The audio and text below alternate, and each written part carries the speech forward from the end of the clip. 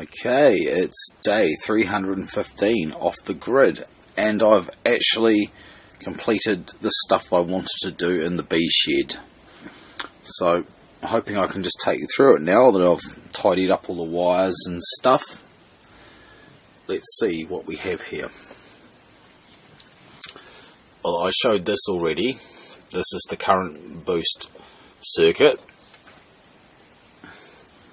And this here's new. This is what I made today. This is just simply a couple of essentially blocking diodes that work in conjunction with this, because I've only used single MOSFETs on each channel here. I need to block the reverse passage of current so that the batteries don't discharge through the panels at night. Well, they wouldn't discharge much, but it's not very good for the panels to have that current sort of reverse biased on them at night, so you need to block that, of course. So there we have it. Now, interestingly, rather than using normal diodes, I decided to use these 2N3055 power transistors, because I had a couple left over that I didn't use, so I decided to use them. Now, the interesting thing about this is that these are actually cheaper than diodes. Well, in fact, I can't even go to JCar and get diodes off the shelf of this rating. These are, of course, will pass 15 amps and they'll dissipate 115 watts, but they're not going to be dissipating much because they're wired to be hard on. So, it's the amp rating which is really important. These solar panels that are running through them can put out a maximum of 7 amps, so I've got plenty of power in reserve there. So if I want to add some more panels later, I can run it through these same diodes essentially.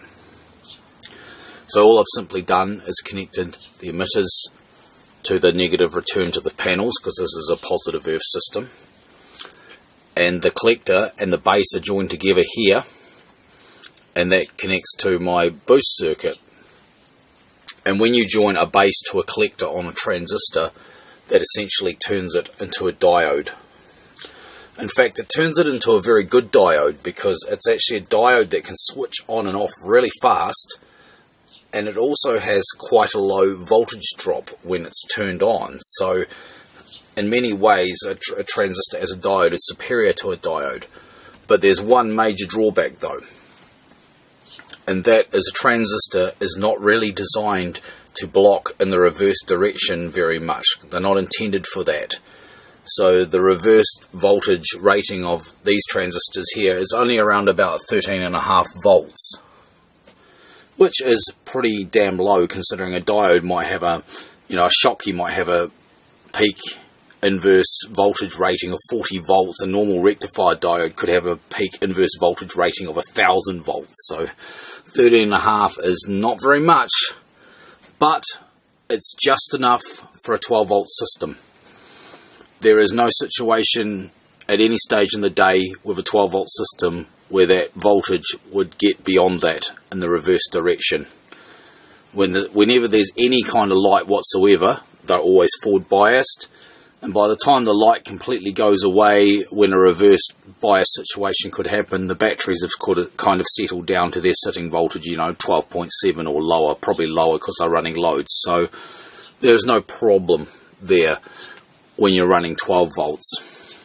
There are a couple of cunning ways that you can get these to work on higher voltage systems too, but since I don't need to worry about this with my setup here, I haven't bothered. I've just wired them as straight diodes and they will do the job.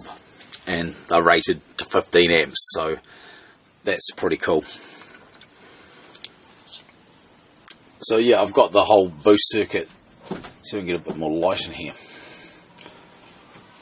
Yeah, that's a wee bit better, isn't it? That's a wee bit better. Okay, so what we've got, of course, this is a 24 volt system, but it's split into two 12 volt sections because it contains a sort of a setup that is much more balanced. It basically works the same way. If you've heard of those things called charge equalizers, and you might use one of those if you're running 12 volt appliances off a 24 volt system in a truck or something like that. But they're kind of like a bit like the ambulance at the bottom of the cliff. Once the batteries get out of balance, they'll kick in and they'll rebalance the batteries. But whereas this is more like the fence at the top of the cliff, because I'm running two separate 12 volt sides on these charge controllers, the batteries have got no choice but to remain in balance all the time. Well, there will be times when they get out of balance for sure, but these will always, in the end, bring them back into balance every time. And what I don't ever have to worry about with this situation is when you get batteries that are out of balance, the problem is that one section of the batteries can end up being charged at a far too high a voltage. You might have, instead of having both your batteries sitting at, say, 14 volts, you've got one that's gone up to like, it might have gone up to like 14 and a half. And the other one's down to 13 and a half, or it could even be worse. You could have one sitting at 15 and one at 13 while it's being charged. And clearly that is not going to be good, especially for the battery that's being overvolted. Well, with this setup, that can never, ever happen. If one half of the bank comes to full charge before the other half, its charge controller will just regulate it there at the top of the charge, and that's all that'll happen. So it protects the battery bank, and I believe that doing this I will get a far greater performance out of my batteries, and I will get a longer life span out of the batteries, which is really what it's all about, really. When you're off grid, keeping your power costs a minimum is really all about the batteries. That's it, really. You know, just like a farmer, you know, their farm, if they're, you know, cattle farmer or whatever, their farm is only as good as their grass. You know, well, off-grid system, your system's only as good as your batteries, and it's your batteries which are going to take the most looking after, and it's your batteries which are going to give you the most grief if things go wrong. So I'm not too concerned with charging efficiency and things like that. I'm not concerned about having MPPT or anything like that. I don't care if I have to throw up an extra solar panel to get the same charge as someone with one less panel and an MPPT controller. What I'm interested in is keeping the batteries working for as long as possible. And this is one of the ways that I've been working on to do it. So basically, these breakers here control everything going to the bank. So these two here are the battery breakers. They're between the charge controllers and the battery. These ones here are the solar breakers. Pretty simple, really. So you've got lower bank and upper bank, lower bank, upper bank. Same thing. And this is the lower bank and that's the upper bank. I know it's kind of backwards, but that's kind of like left and right. Left, right, left, right. You know, same thing here, left, right. Same thing up here, left, right. It's kind of like almost like stereo. I keep calling it stereo, you know, because it's kind of how it is. But I think that doing this will, you know, it'll look after the batteries a lot more. So I've done a bit of tidying up. I've done a bit of tidying up here. I mean, I've still got a bit of work to do, but I've done quite a bit. See, I've coiled up all these cables here, these solar panel input cables. I left a bit excessively long because I didn't know exactly where my final setup was going to be, but it stayed in the same place, so at least I've coiled them up and sort of strapped them together here, and they're not hanging down here anymore over the batteries, which is nice. At some point I'll probably go on to shorten these to exactly what length they need to be. I've done all the wiring here. Now all the temporary cables are gone. I've got my 4 feeds here. I don't know if you see that's a bit dark, but there's four wires going down to the batteries, upper and lower bank. And there's extra cables that do this and that. These two yellow ones feed the common positive into the boost circuit, which is the power for the input side of the optocouplers, and also the power which turns on the MOSFETs. These little black wires, there's 2 of them. They go to the negative of each charge controller of the solar input, because that's the bit that switches. So that's what sends the signal through to control this unit here. The green wire and this black wire, this thicker black wire, they are the outputs from this, because it's negative switching. So they come down here and they just combine at the charge controllers with the negative battery cable. So there's the green one, see? So that's just the cable that goes to the negative battery of the upper bank. And same with those ones there. And finally, these two wires here, this blue one and this lovely old fabric covered type 1, is the return to the extra solar panels that run through this system, that go through the diodes. So that's pretty basic. So this is essentially a switch that's slaved to these. That's all it is. And it's expandable because I could put more than just these panels through this. I could probably put up to just about 15-20 amps maybe on each side of that, and of course these are good for 15 amps. So another decent set of solar panels, another couple of 100 watt panels I could put on here if I want to. Not sure if I will, but you know, this is pretty much the end game for this system, the main charging part of the system. So what you're seeing now is probably how it's going to stay, slightly tidied up. I've got to add another voltmeter. I may put an ammeter in, but I'm not sure about an ammeter.